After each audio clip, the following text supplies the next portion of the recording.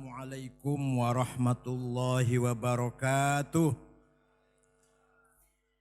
Bismillah, alhamdulillah, wassalatu wassalamu ala sayyidina wa maulana wa syafi'ina wa habibina Muhammad Rasulillah wa ala alihi wa sahbihi wa man tabi'a sunnatahu wa jama'atah min yaumina hadha ila yaumin nahdah. Sahibil fadilah Sayyidi wa maulai Mustasyar PBNU Kiai Haji Dr.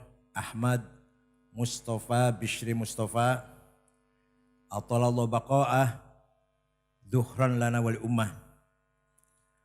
Hadratil Mukarram Katib Am Pengurus Besar Nahdlatul Ulama Kiai Haji Yahya Taquf Khalil Bishri Mustafa A'azzahullah,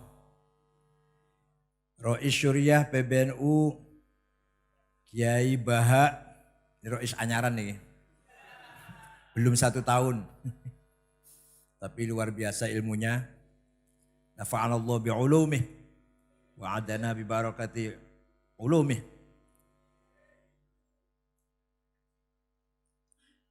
Gus Yakut, Ketua Umum Gerakan Pemuda Ansor yang baru saja dapat barokah dari Vatikan, ketemu Paus.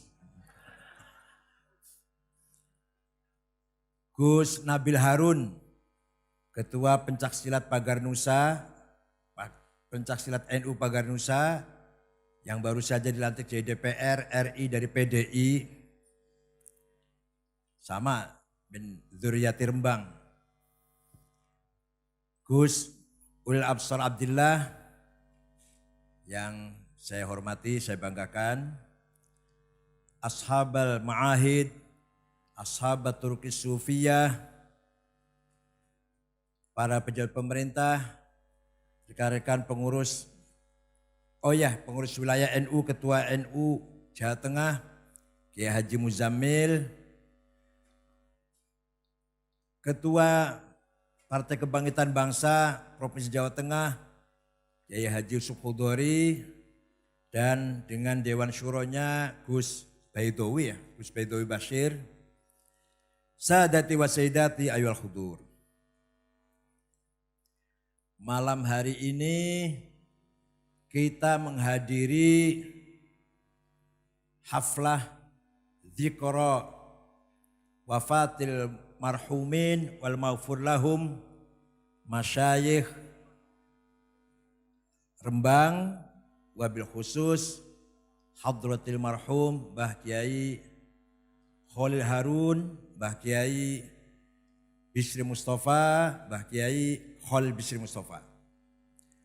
Mudah-mudahan dengan peringatan haul ini kita diterima oleh Allah, termasuk orang-orang yang selalu hormat kepada guru-guru kita, orang-orang tua kita. Yang namanya hormat kepada orang tua dan guru bukan hanya ketika masih hidup, itu ya pasti. Justru setelah wafatnya beliau-beliau itulah lebih punya nilai daripada ketika masih hidup. Karena orang yang masih di dunia ini masih terikat, terbatas oleh ruang dan masa. Terbatas oleh materi, jasad, badan, ruh kita ini. Kalau sudah wafat, aulia Allah, para ulama, para masyayikh, kalau sudah wafat, maka beliau-beliau pulang kembali menjadi ruh kulliyah atau an-nafsul kulliyah, merupakan al-faidul muqaddas, emanasi yang sangat sakral dari Nur Muhammad. Oh keduren nih, Betul paham sampean, betul paham nih. Ngeten gampang ngeten lah. Para kiai nek sampun wafat itu sudah lepas dari keterbatasan. Wis ora terbatas dengan waktu, enggak terbatas dengan ruang. Ibatan.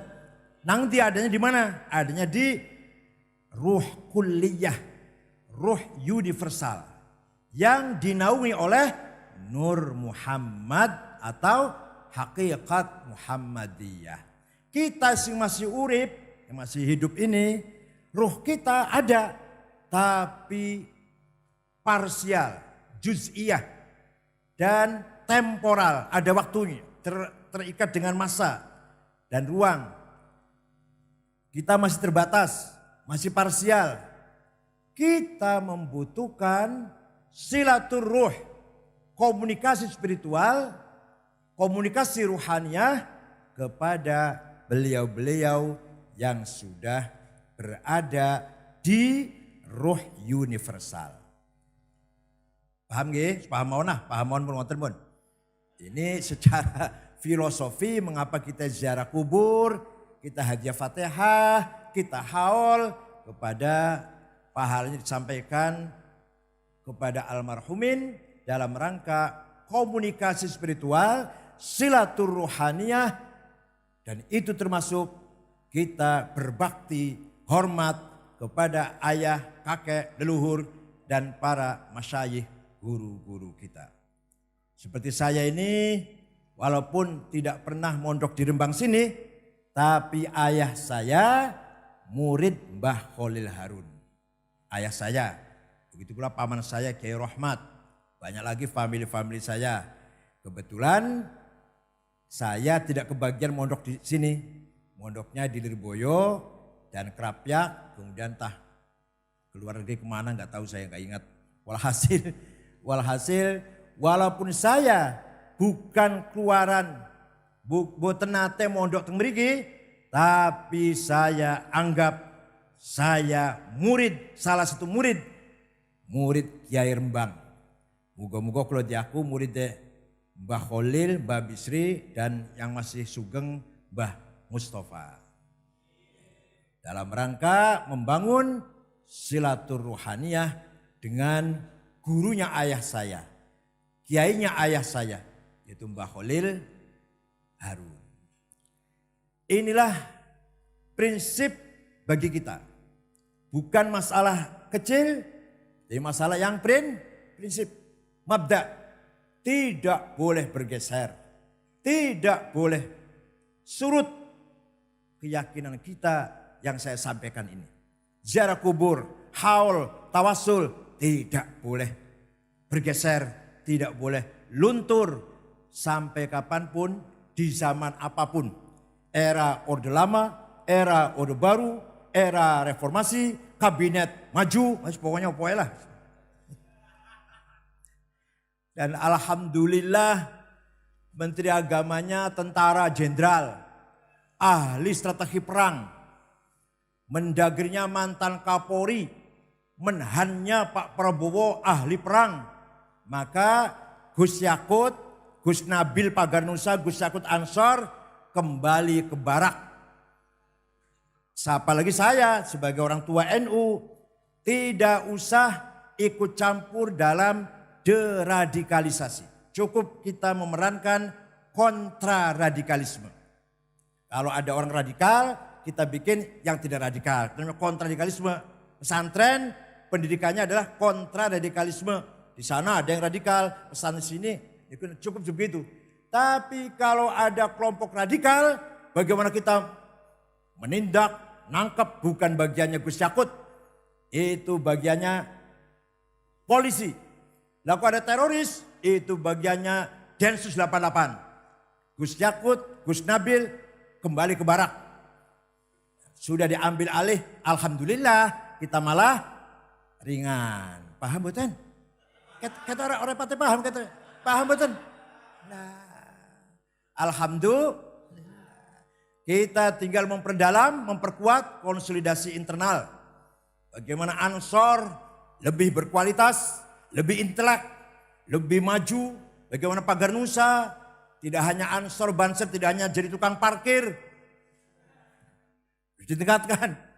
Yang pagar nusa, pencak silat, bukan hanya domestik, tapi harus internasional. Saya sendiri bagaimana kewajiban kulo mendorong agar NU tanggap, cerdas, memasuki era revolusi industri 4.0. Sedang betul-betul paham, pokoknya kewajiban kulo niku. Kewajiban kulo bagaimana mendorong kader-kader NU, warga Nahdien, ora ketinggalan zaman. Tapi kita mampu menghadapi tantangan yang sangat luar biasa ini. Syekh Muhammad Abduh mengatakan umat Islam ketinggalan. Ta'akhkhara muslimun, taqaddama ghairahum bisa babi taklid. Kata Muhammad Abduh, wong Islam ketinggalan, sing lain maju karena sebabnya taklid. Nanggone Imam Syafi'i, taklid Imam Asy'ari, taklid Imam Ghazali, bahkan Imam Ghazali yang kerok kemunduran Islam. Kata mereka, dijawab oleh Syekh dari Turki, Badruzzaman An-Nursi namanya. Saya tidak setuju, tidak sependapat. Pendapat yang mengatakan umat Islam mundur karena taklid. Menurut saya umat Islam mundur karena ketinggalan di bidang teknologi. Di bidang teknologi. Silahkan umat Islam, bukan hanya silahkan. Umat Islam harus tetap taklid, kata Syekh Nursi. Harus tetap ikut madhab arba'ah. Harus tetap ikut Maturidi atau Asy'ari, karena Turki Maturidi. Harus tetap ikut Imam Ghazali atau Junaidi. Tapi jangan ketinggalan di bidang sains dan teknologi, ilmu pengetahuan, keterampilan, skill. Karena apa? Karena menurut beliau dunia ini harus dibangun dengan kemajuan-kemajuan teknologi. Kalau masih cara-cara kuno, disitulah kita ketinggalan. Oleh karena itu, tugas yang paling utama bagi Gus Yakut, Gus Nabil, dan saya memajukan warga Nahdien tidak boleh ketinggalan di bidang teknologi. Paham boten? Kalau masalah agama Islam, masalah bagaimana membangun atau dakwah Islam, HTI mengajak kita mundur ke belakang dengan sistem khilafah. Kalau saya mengajak warga NU kembali ke manhaj metode dakwah Wali Songo. Podo mundure iku. Ngajak khilafah mundur, ngajak ke Wali Songo juga mundur. Tapi coba kita lihat kelebihan Wali Songo. Tiru ini, tiru cara dakwahnya. Wali Songo itu tidak perlu namanya terkenal. Yang penting nama desanya terkenal. Wali Songo itu. Zaman saya kan pengen terkenal, selfie. Namanya disebut Profesor Doktor, dan terkenal. Wali Songo buatan penting. Ayo, saya tanya, jawab ya. Nama aslinya Sunan Muria. Loh, kalau sing kan? Umar bin Said. Oh iya, itu tahu itu. Tapi bagi beliau gak penting, yang penting Murianya terkenal. Nama aslinya Sunan Gresik. Alhamdulillah bro. Sunan Giri. Ainul Yakin. Paku. Sunan Bonang. Maktum Ibrahim. Sunan Derajat. Muhammad Qasim. Sunan Kalijogo. Sunan Kudus. Sunan Gunung Jati. Alhamdulillah. Ini NU tenan nih berarti. Wali Songo tidak mementingkan dirinya terkenal. Gak penting. Tapi bisa mengangkat nama harum desanya yang beliau ada di situ. Siapa orang gak tahu Kudus? Siapa orang gak tahu Demak? Gak ada orang gak tahu Gresik. Gak ada orang gak kenal Cirebon. Gak ada orang gak tahu mana? Lamongan. Daerah tersebut terangkat namanya oleh para wali.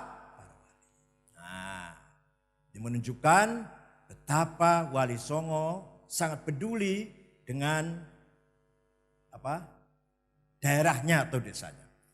Hal itu diikuti oleh para kiai pesantren. Pesantren yang dibangun oleh kiai-kiai NU namanya nggak terkenal, nggak apa-apa. Ayo saya tanya, kalau ada yang bisa saya kasih 200.000 rupiah. Namanya pesantren Tebu Ireng, ayo cepat. Gak ada yang tahu. Mbah Hasyim Asy'ari gak penting nama terkenal. Tebu Ireng terkenal. Paham betul?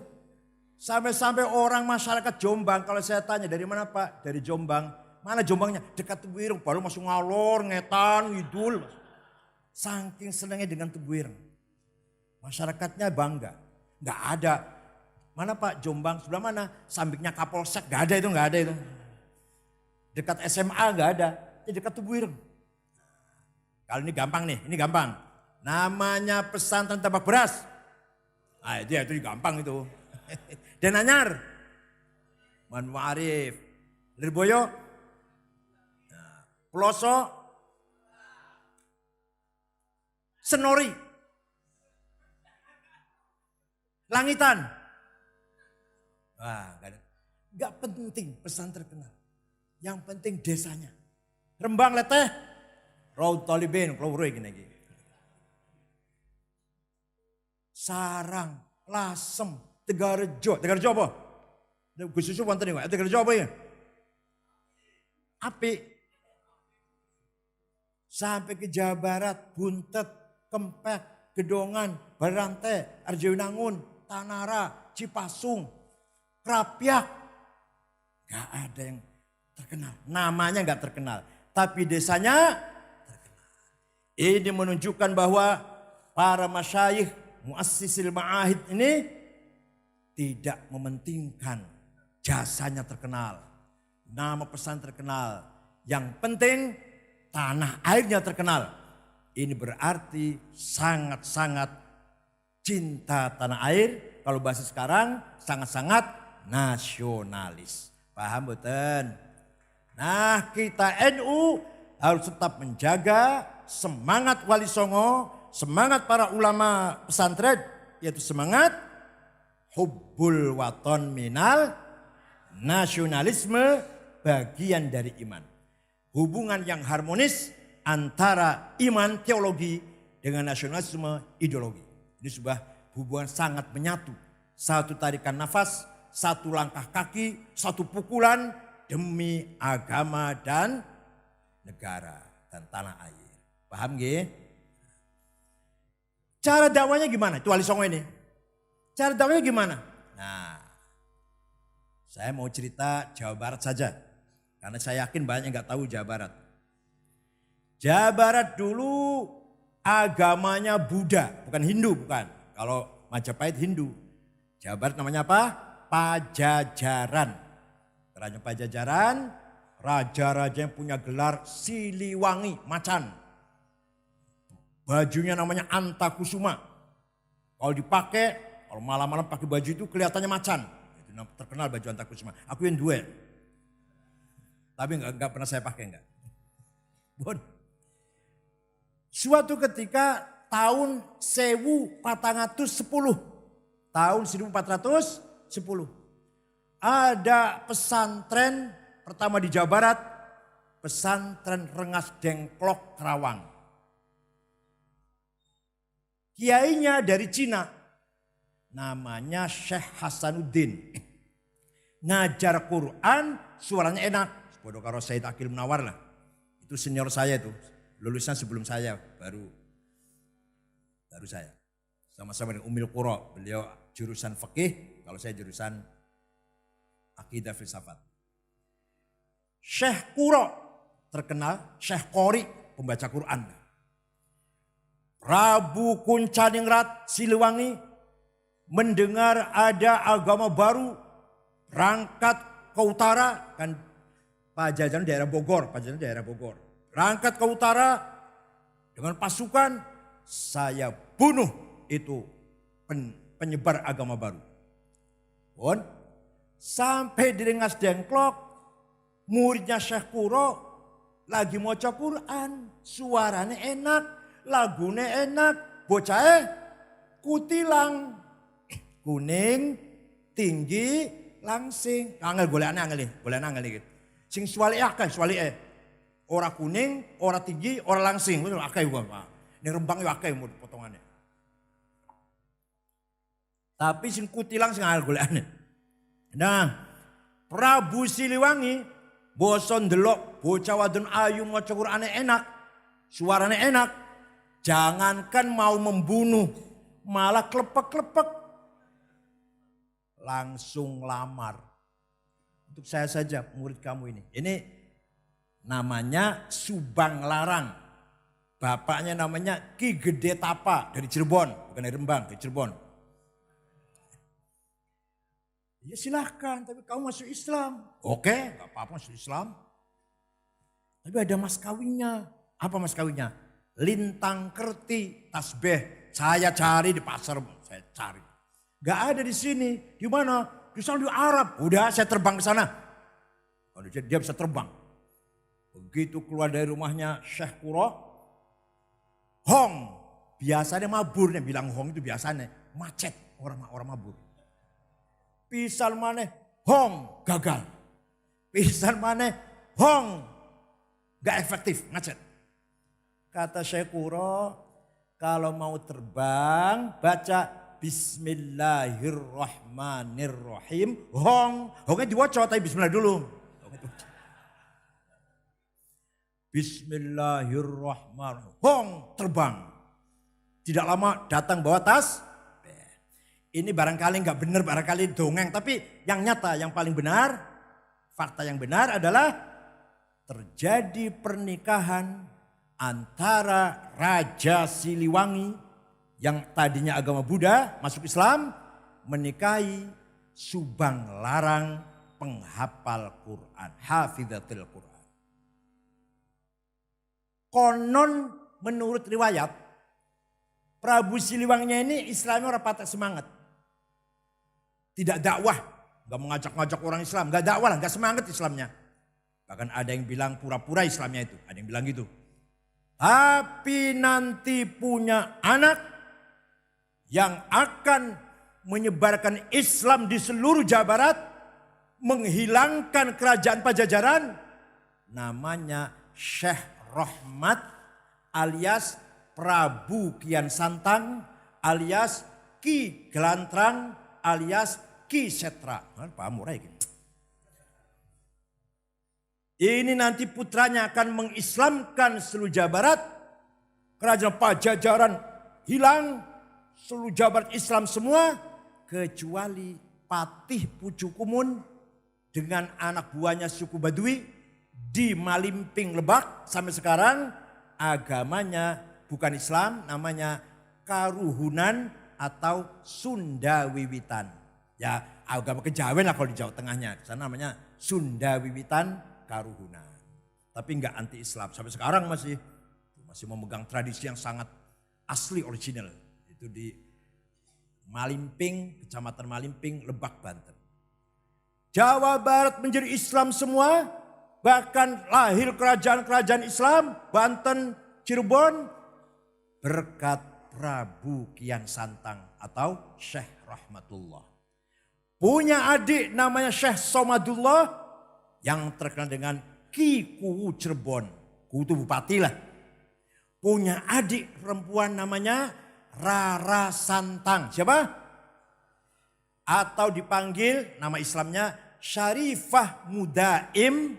Dinikah oleh Habib namanya Habib Abdullah Azmat Khan dari India. Lahirlah siapa?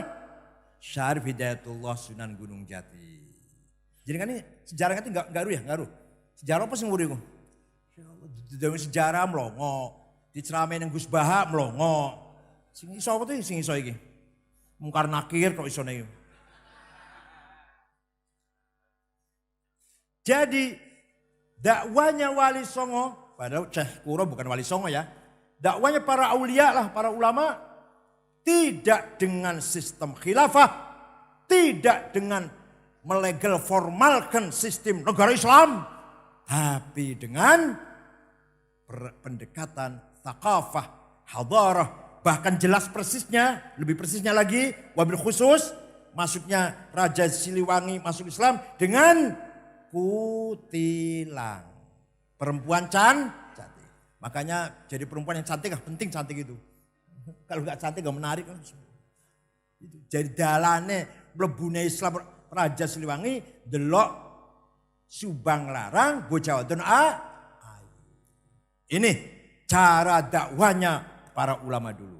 Ini cerita Majapahit, Sunan Kalijogo, jenengan uruk kabeh wis lah. Sunan Bonang bagaimana dakwahnya, Sunan Kalijogo bagaimana cara dakwahnya. Jawa Tengah uruk kabeh iki. Yang tadi saya ceritakan Jawa Barat yang jenengan ketok ora patek roh iku. Semua wali songo dakwah Islamnya tidak menlegal formalkan agama Islam dengan sistem khilafah tidak, tapi pendekatan budaya, akhlak, moral, non politik. Paham betul?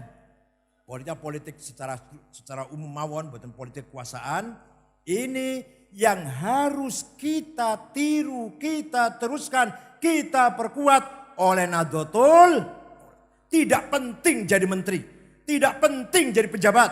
Yang penting sistem para wali berlanjut lestari ila yaumil qiyamah. Di situ nilainya umat, di situ harganya kita. Saya itu harganya NU di situ. Wa innamal umamul akhlaqu ma baqiyat fa inhumu dhahabat akhlaquhum dhahabu. Nilai sebuah umat, budayanya maju, umatnya maju, bangsanya maju, bukan ekonominya, bukan senjatanya, tapi budayanya. Selama kita punya budaya, NU berpegang teguh dengan budaya Wali Songo, budaya para masyayikh, insya Allah harga, nilai, kehormatan Nahdlatul Ulama tidak akan berkurang, tidak akan turun. Insya Allah semakin munggah derajatnya. Paham betul?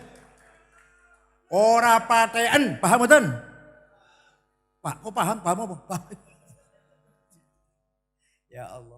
Alhamdulillah nilai martabat kita Nahdlatul Ulama ketika kita menjaga, melestarikan, mempertahankan budaya kita, yaitu budayanya para wali songo, budayanya para ulama masyayikh kita semuanya. Paham nggih? Kanjeng Nabi Muhammad SAW membangun bangsa Arab pun pertama kalinya dengan budaya, bukan dengan senjata. Senjata itu Kanjeng Nabi perang itu umur 53. Waktu umur 40 dari yang pernah perang sampai 13 tahun itu. Perang itu umur 53, 54 terus itu baru perang. Itu pun mempertahankan. Defend, pertahanan, bukan nyerang, bukan ngawite perang, bukan.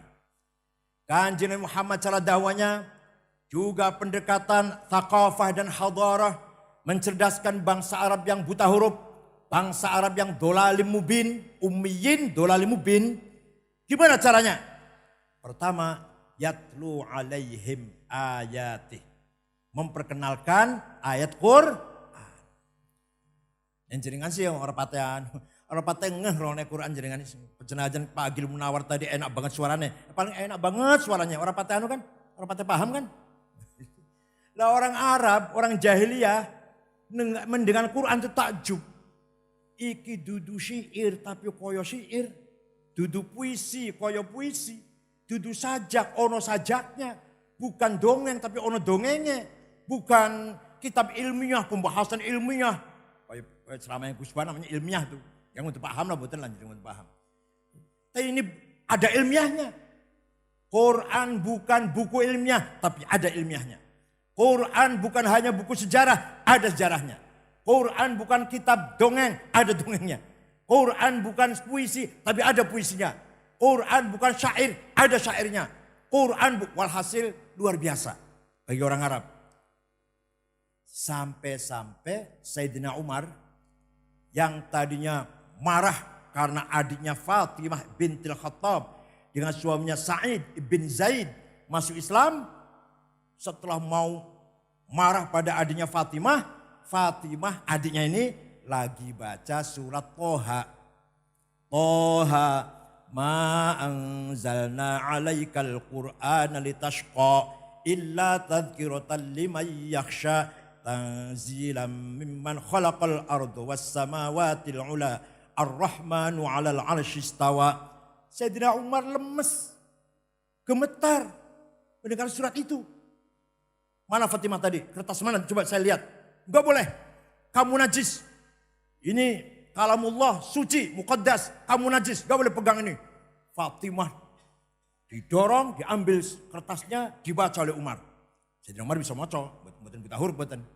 Dengan gemetar baca surat Toha, selesai baca tanya, Aina Muhammad al-an? Nang di Muhammad Sayyidi.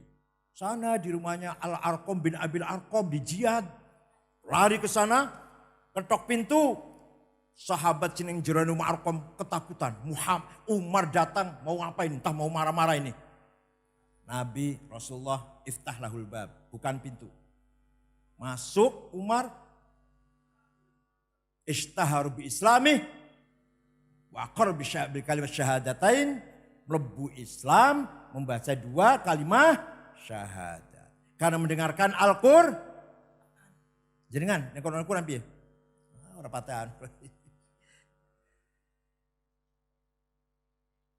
Bisa merasakan nikmatnya Quran, indahnya Quran, berarti panjenengan sudah merasakan halawatul iman. Manisnya iman kepada Allah. Manisnya iman kepada Nabi Muhammad. Kalau masih belum merasakan indahnya Quran, ya iman sih iman, tapi rodok pahit no. Orang batik manis iman. Ayatu haqqin minar rahmani muhdatsatun qadimatun sifatul mausufi bil qidami lam taktarin bi zamanin wahya tukhbiruna anil ma'adi wa an adin wa an irami damat ladaina fafaqat kulla mu'jizatin minan nabiyyina id ja'at walam tadumi muhakkamatun fama tubqina min syubuhi lidhi shiqaqin wa ma tabqina min hakami mahuribat qattu illa ada min harabi a'dal a'adi ilaiha mulqiyas salami raddat balaghatuha da'wa mu'aridiha raddal ghayuri yadal jani'anil hurami fala tu'addu wa la tuhsa ajaib laha ma'anin kama ujil bahri fi madadi wa fawqa jawharihi fil husni wal qiyami fala tu'addu wa la tuhsa ajaibuha wa la tusamu 'alal ikthari bis sa'ami qarrat biha ainu qariha faqultu lahu laqad dhafirta bihablillahi fa'tasimi in tatluha khifatan min harri nari ladha atfa'ta naro ladha min wardiya syabimi. Ora apal iki. Ngaku dari sunah NU teh burda orang sing apal. Apalnya apa? Ilahi lasil firdaus ya. Ya lumayan lah daripada ora. Quran merupakan ayatul Rahman yang diturunkan kepada Muhammad yang membawa berita tentang hari akhirat, tentang tarikhnya kaum Ad, kaum Iram, dan Quran langgeng bersama kita lebih mulia daripada mukjizatnya para nabi-nabi yang datang kemudian hilang. Nabi Musa tongkat bisa Bisa membelah Laut Merah jadi jalan tol. Datang kata wis gak ono kan? Kalau Nabi Muhammad mukjizatnya Quran sampai sekarang masih ada.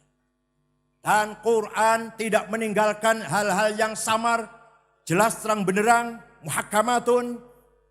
Quran bisa membalas orang yang menghinanya dengan keindahan balaghahnya. Quran mengandung makna bagian laut. Dan Quran tidak pernah bosan dibacanya. Barang siapa membaca Al-Quran berarti telah memegang teguh dengan hablullah, tali Allah, hubungan dengan Allah. Dan barang siapa membaca Quran karena takut neraka, berarti dia telah memadamkan api neraka. Dan jangan apal Quran betul, mau Quran betul. Kita orang patek maca Quran ini kita ini. Quran ini diwaca mek kulhu, falak, nas, al-fatihah, alif lam mim, ayat kursi, ilahi samawat, astaghfirullah, Allahumma sholli ala makhluqat, la ilaha illallah, subhanallah azim, al-fatihah, tahlil berkat. Sing rada iso maca Quran paling bola-bali Yasin, karo Waqiah ben rezekine akeh, ben dagange laris, karo tabarok ben pangkate munggah. Mulane Sohifah Yasin, halamannya tabarok, karo Waqiah paling kotor. Kena iduwe sampean. Liyane bersih ora tau diwaca. Nggih mboten? Nggih mboten? Ngaku mawon pun. Padahal sing sapane wong maca Al-Qur'an karena wedi nang neraka sampai lagi maca Quran iku berarti lagi memadamkan api. Intatluha khifatan min harri nari radha atfa'tana radha min wardiyas syabib. Paham mboten? Sudah Nabi Muhammad mengajar Quran kepada para sahabatnya, Nabi melangkah membentuk karakternya para sahabat.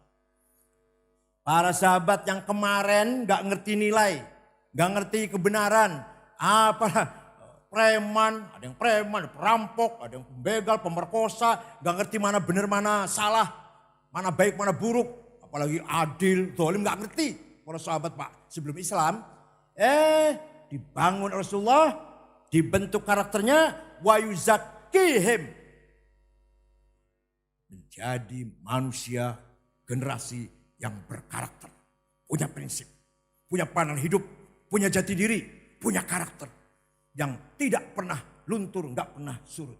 Nah, ini yang saya minta warga NU juga harus punya karakter, punya kepribadian. Thiqah ala nafas, percaya pada diri sendiri, jangan mengandalkan orang lain.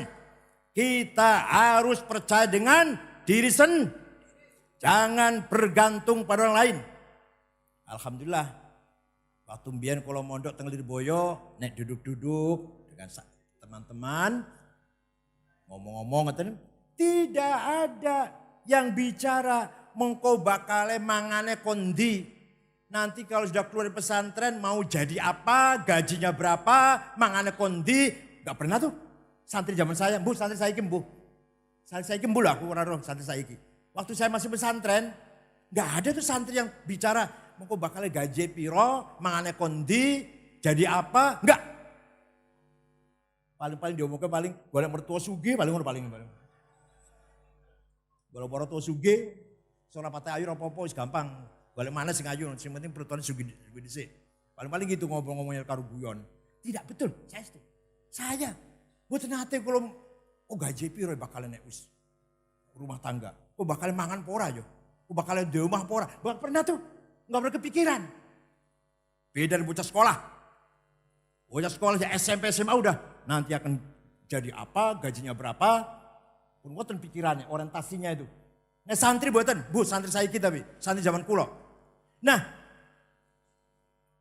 generasi angkatan muda seperti saya, seperti yang punya pikiran seperti itu, kalau pulang kembali ke masyarakat tidak akan menjadi bebannya siapa-siapa. Ora bakal membebani pemerintah kudu dadi PNS. Ora bakal membebani masyarakat tidak bergantung kepada siapapun.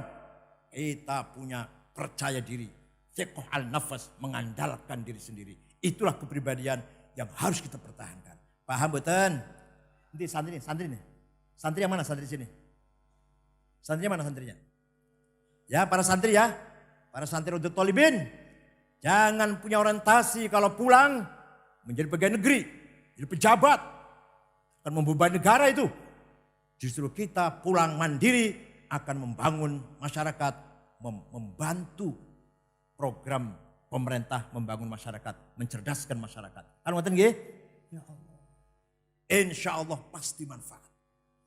Jangan kecil hati, santri pasti manfaat, pasti saya jamin. Biyen ono santri jenenge Abdul Hamid, Abdul Hamid ya John, apa? Abdul Hamid. Santrine Mbah Kiai Hasan Besari, Ponorogo, Tegalsari, hatam Quran, hatam Fathul Qorib, nulis dewe. nulis sendiri itu. Fathul Qorib ditulis oleh tangan sendiri. Si Dul Hamid ini. Siapakah Dul Hamid itu? Dul Hamid adalah Pangeran Diponegoro. Yang pernah membingungkan Belanda selama 5 tahun. Tahun 1825-1830. Rapat Belanda di Den Haag. Piye cara ngalahkan Diponegoro. Angel banget dikalahkan ya. Pengikutnya pun taat banget. Gimana cara ngalahkannya? Oh gampang, ada yang pendapat, ada yang tahu kelemahan orang Jawa waktu rapat itu. Gimana?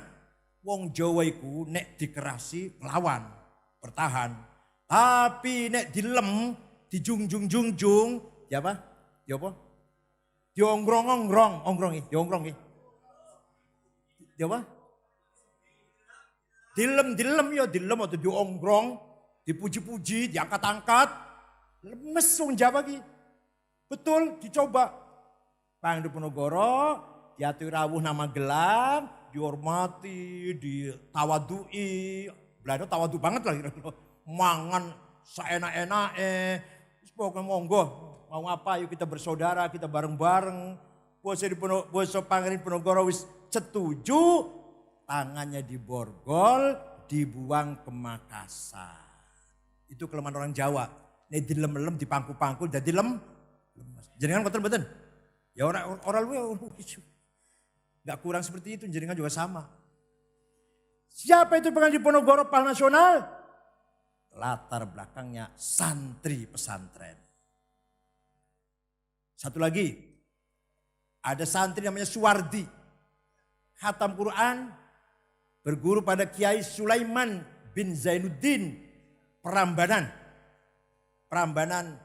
Undi, Klaten. Siapa itu Suwardi? Dialah Bapak Pendidikan Nasional, namanya siapa? Ki Hajar Dewantara. Yang terkenal dengan jargonnya apa? Waktu itu sing arep ing ngarsa sing tulodo tuturin belakangan sing ing madya sing itu santri. Itu dan beliau mengakui kehebatan pesantren. Pesantren telah berjasa besar mencerdaskan bangsa sebelum ada sekolah formal, sebelum ada negara Republik Indonesia yang membentuk karakter kepribadian, semangat mandiri, semangat juang, semangat jihad melawan penjajah. Pesantren. Ini kata siapa? Ki Hajar Dewantara.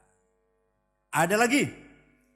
Singarang lagu syukur. Lagu syukur ngerti ora? Orang kan ngerti laguan. Lagu syukur terkenal, lagu syukur itu. Itu singarang santri Semarang. Namanya Habib Muhsin Mutahhar. Pamane Habib Umar Mutahhar yang masih wonten itu. Itu pamane masih. Jadi mari kita bangga jadi santri. Mari kita bangga keluar pesantren. Karena ternyata telah berjasa besar, andil besar, kontribusi besar. Tanpa pesantren, tanpa santri belum tentu ada negara Indonesia. Maka santri harus bersyukur dan bangga dengan dirinya sendiri. Tidak boleh cengeng, tidak boleh ngerengek-ngerengek, tidak boleh ngemis-ngemis kepada siapapun. Paham betul? Nah, itu namanya membangun karakter. Manusia ini punya 2 hawa nafsu. Berapa? Satu namanya ghadabiyah. Saya harus jadi presiden. Saya harus jadi bupati. Saya harus jadi ketua umum PBNU. Saya harus jadi gubernur. Itu namanya hawa nafsu. Ghadabiyah. Tapi kalau niatnya baik, caranya baik, la tadlimun wa la tudlamun. Enggak pukul sana pukul sini, enggak sikut sana sikut sini. Caranya baik, tujuannya baik, ibtigha mardatillah. Maka nafsu ghadabiyahnya menjadi himmah apa? Kanjeng Nabi Muhammad orang himmahnya besar. Saya harus menang, enggak mau kalah. Kanjeng Nabi niku. Untung jadi Nabi Kanjeng Muhammad sampean rondino mundur wis. Angkat tangan wis. Kanjeng Nabi law wada'u syamsa fi yamini wal qamara fi yasari ala anna tuka hadzal amr ma taraktu hatta ahlika dunah. Seandainya tangan kananku ditindihin matahari, tangan kiriku ditindihin rembulan, agar saya mundur dari berjuang, tidak akan mundur sampai menang. Paham betul? Saya harus menang. Itu kan Nabi itu. Muhammadun qaimun lillahi dhu himami. Muhammadun sadiqul aqwali wal kalimi. Muhammadun thabitul mithaqi hafidhuhu. Muhammadun tayyibul akhlaqi wasyiyami. Muhammad himmahnya besar. Enggak mau kalah. Begitu pula para sahabatnya, begitu pula Wali Songo, begitu pula para ulama, Ki Hasyim Asy'ari, Ki Wahab. Semua orang punya himmah besar. Harus menang, enggak mau kalah. Paham betul? Saumpama kok himmahnya cilik, NU durung segede sekarang. Enggak besar seperti sekarang. Kalau Mbah Hasyim himmahnya kecil, harus sukses, harus menang. Maka panjenengan ini hadirin harus punya himmah besar, harus menang. Ayo bunyi, harus tidak boleh kalah. Enggak boleh kalah. Yang kedua, nafsu syahwatiyah. Apa? Saya harus jadi konglomerat. Uang banyak, rumah banyak, mobil banyak, perusahaan banyak, pabrik banyak, hutan banyak. Apa lagi? Oh, istri. Kalau istri saya nggak ikut campur saya istri. Terserah situlah itu urusan. Tapi saya harus kaya raya. Kalau itu namanya nafsu kok, syahwatiyah namanya. Kalau niatnya baik, tujuannya baik, caranya benar, buatan merugikan orang lain, buatan korupsi, bukan nafsu syahwatiyah namanya, tapi azimah. Apa? Sahabat Utsman kaya raya. Suatu ketika dagangannya teko, 700 kontainer, 700 kol diesel, mau diborong oleh orang Yahudi dengan diberi untung berlipat-lipat, gak mau. Akhirnya disedekahkan. Berarti orang kaya. Ini sampai nomor larat belum bisa sedekah. Sahabat Sa'ad bin Abi Waqqas, Fatihul Qadisiyah, jenderal yang memenangkan perang Qadisiyah, menjadi Irak itu sekarang, itu Qadisiyah dulu. Kaya raya, kebun korma, ternak, onta sapi, kambing, ribuan, pernah ingin menwakafkan semua hartanya. Oleh Kanjeng Nabi dilarang, ojo kabeh-kabeh kamu wakaf, kamu hibah. Sepertiga saja. Karena sepertiga hartamu itu banyak. Dan jenengan sepertiga sampean. Saya jangan badai wakaf semua sepertiga hartanya, enggak semuanya. Piro sepertiga niku? 200.000 paling. Saya bilang wakaf sepertiga udah banyak. Kanjeng Nabi ngelarang, kamu punya anak, kamu punya istri, punya ahli waris, jangan diwakafkan semuanya. Syekh Abdul Qadir Al-Jailani ibn Saleh ibn Dus, Sultan Al-Aulia, orang Baghdad, beli tanah di Mesir, di Fustat. Fustat itu sing ono makome Imam Syafi'i, ono makome Syekh Abi Zakaria Al-Ansori, pengarang Fathul Wahab, ono makome Imam Waqi' ibn Jarrah, gurunya Imam Syafi'i. Itu Fustat, daerah Fustat namanya. Itu ada wakafnya Syekh Abdul Qadir Jailani, 10 faddan, 10 hektar kemana, diwakafkan menjadi rumah rusun untuk para fakir miskin di daerah situ, daerah Fustat, daerah Imam Syafi'i. Jadi Syekh Abdul Qadir Jailani itu waliullah, sugih, loman, panjenengan potongannya wali dudu, melarat, medit. Apanya sih diambil? Yang manfaat apanya itu? Wali ora, sugi ora, bakhil ya, apanya dia ambil manfaatnya. Syekh Abil Hasan Asyadzili, tiap hari pakaiannya ganti, mahal pakaiannya. Apa? Minyak wanginya, parfumnya mahal. Kalau sekarang namanya mereknya Bond 9, itu 6,5 juta. Orang misi, alah, kendaraannya kereta ditarik 2 kuda. Ya kalau sekarang BMW, Mercy. Orang Luxio, Grand Mark lah. Semua di go banter 1 second lo hilang KB pintunya itu. Nah, Mercy itu semakin lari cepat, semakin antep, semakin tenang. Mercy itu. Jadi mau tenatin Pak Presiden kan? Nah, mobiliannya melayu tambah goyang. Nah, Mercy muten pelan-pelan gak enak, tambah kenceng, 200 tambah enak, tambah mantap. Mercy itu. Kan jadi masuk. Omai villa mewah, pembantunya 16. Pembantunya itu. Sing layani tamu dewe, sing sapu-sapu dewe, sing masak dewe, sing muridnya ana sing ngomong, Syekh, jenengan waliullah kok mewah. Yang punya hijab nasr itu loh, punya hijab bahar, Syekh Asyadili. Tapi ya, lagi mana? Kok ngomongnya piye? Kula ningali wali-wali liyane, kiai-kiai liyane kok nyemprul, ngerti nyemprul. Sarungnya cap gajah duduk. 6 bulan belum dicuci. Baju koko 4 bulan durung dicuci. Kopiah hitam ora, coklat ora, hitam campur coklat. Minyaknya misik 510 gram. Sendale lili, Masya Allah. Rokoknya jarum coklat. Tasnya itu tas itu. Tasnya kan mereknya Ecolak, Delsi, itu harganya 1,5 juta. Nek Belly 8 juta, 10 juta. Nek Aigner 15 juta. Nek Tistoni 20 juta. Nek Montblanc 35. Nek Hermes 350 juta. Tas ini warganya. Hermes, Prancis. Nah di kiai itu, kiai sing wau niku tasnya enggak ada mereknya. Hanya ada tulisan di pojok Musyawarah Majelis Ulama Kabupaten Rembang.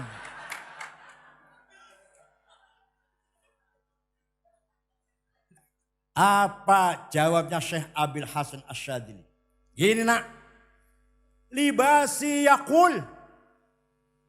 Kelambiku iki iso ngomongnya piye? Ayuhan nas anaghoni fala tarhamuni. Wahai masyarakat, saya kiai kaya, gak usah kamu amplopin. Oh, itu baru kiai tenanan ini. Lah ada kiai pakai nyemprul, itu artinya pakaiannya ngomongnya ayuhan nas, ana fakir. Farhamuni. Wahai masyarakat, aku kiai melarat. Aku amplop udono fidya tanadar. Ya Allah. Iku jamnya Syekh Abil Hasan Asyadili. Beliau muridnya Syekh Abdus Salam bin Mashish yang makomnya di Tonjeh, dan Abdus Salam bin Mashish gurunya namanya Syuaib Abu Madad Al-Ghauth yang makomnya di Wahran Al-Jazair. Beliau sendiri makamnya di Kumetra di Mesir.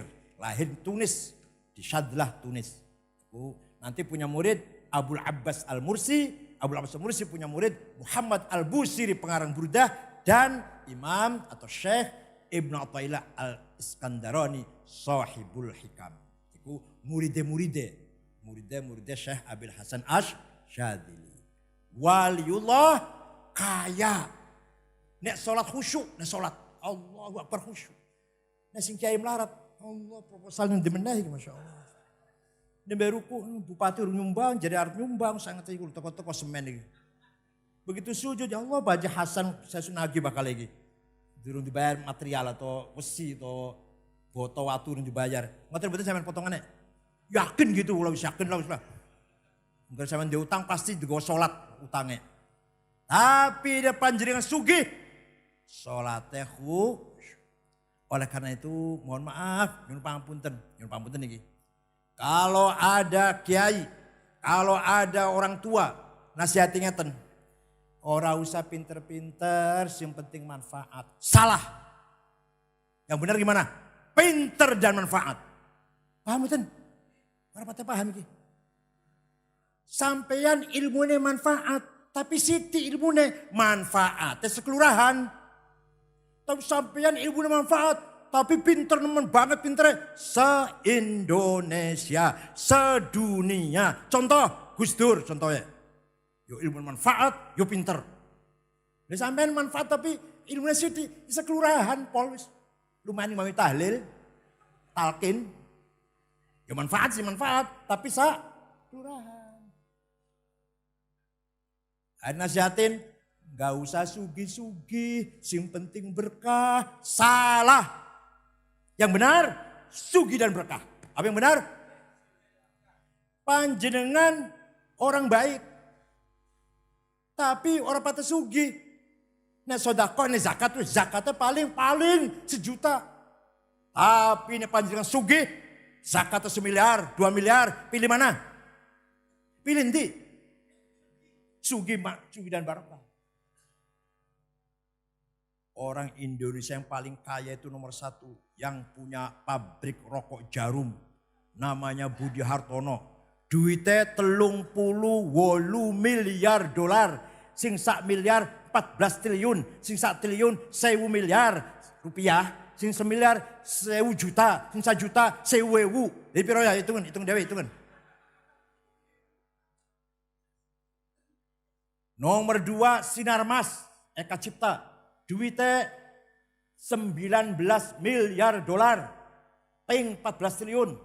Hitung dewe. Nomor 3, nomor 4, nomor 5 dudu wong Islam. Nomor 6 baru wong Islam. Khairul Tanjung.